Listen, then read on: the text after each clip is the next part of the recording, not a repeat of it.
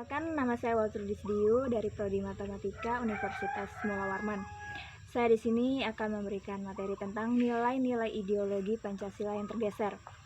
Pancasila sebagai dasar negara dan berbangsa harus diterapkan sesuai amanah yang terkandung dalam setiap silanya. Namun, penerapannya dinilai mulai bergeser seiring perkembangan zaman, seperti masyarakat yang lebih mementingkan kesenangan pribadi dan golongan daripada kepentingan bersama. Seperti masyarakat atau remaja-remaja saat ini yang mulai kehilangan sikap Pancasilanya, sikap toleransinya. Namun, Pancasila adalah ideologi bangsa Indonesia. Pancasila pun tidak bisa dipisahkan dalam hidup masyarakat dengan keyakinan agama yang beragam.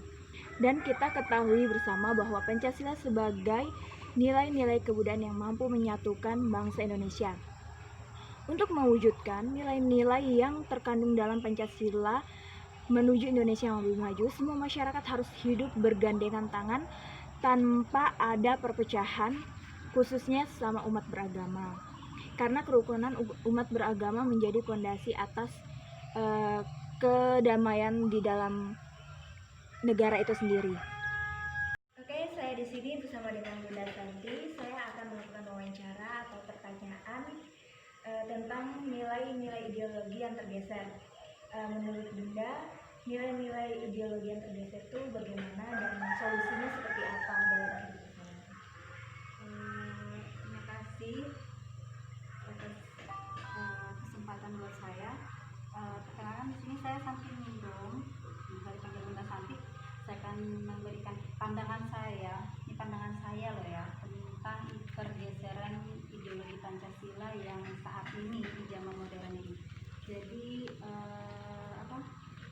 di era globalisasi yang sekarang itu kan terdapat banyak perubahan-perubahan, perkembangan mulai dari teknologi, terus budaya asing yang mulai datang, sedangkan budaya kita sendiri pun dilupakan. Oleh karena itu ideologi Pancasila sendiri tergeser dengan sendirinya, dan bahkan remaja-remaja saat ini melupakan dengan bangsanya sendiri, budayanya sendiri. Teknologi yang semakin canggih yang dari luar akhirnya menggeser anak-anak muda sekarang lebih kepada semacam teknologi yang sekarang berkembang dari luar negeri, ya kan. Terus budaya contoh seperti K-pop yang lagi marak terjadi kan, akhirnya budaya kita sendiri dilupakan. Terus sila ketiga persatuan Indonesia itu pun sekarang mulai memudar, ya kan. Terus kemanusiaan yang adil dan beradab, dan saat ini sila kedua, dan itu pun sekarang mulai bergeser, tidak lagi banyak terjadi di kehidupan kita sendiri. Terus solusinya kita mulai belajar lagi tentang Pancasila, sila 1, 2, 3, ketuhanan yang Maha Esa itu seperti apa, terus kemanusiaan adil dan beradab seperti apa, terus persatuan Indonesia, ayo kita bersatu kembali, kita lembut kembali, kita redam kembali emosi kita yang kita punya. Terus sila keempat dan sila kelima persatuan Indonesia itu wajib buat kita kan. Jadi kalau bisa masyarakat apalagi khususnya remaja-remaja sekarang, anak-anak remaja masih sekolah, ayolah kita kembangkan budaya kita sendiri. Kita loh punya wawasan, kita juga punya kemampuan dan kreativitas yang tinggi. Kenapa enggak kita mulai membangkitkan diri kita seperti dulu waktu penjajah menyerang, para pahlawan yang berjuang supaya Pancasila ini tetap bertahan. Karena sekarang ini sepertinya Pancasila mulai agak-agak dilupakan, bukan terlupakan, tapi agak orang-orang mulai amnesia dengan Pancasila sendiri. Nah, bagaimana sih kita yang sebagai remaja ini harus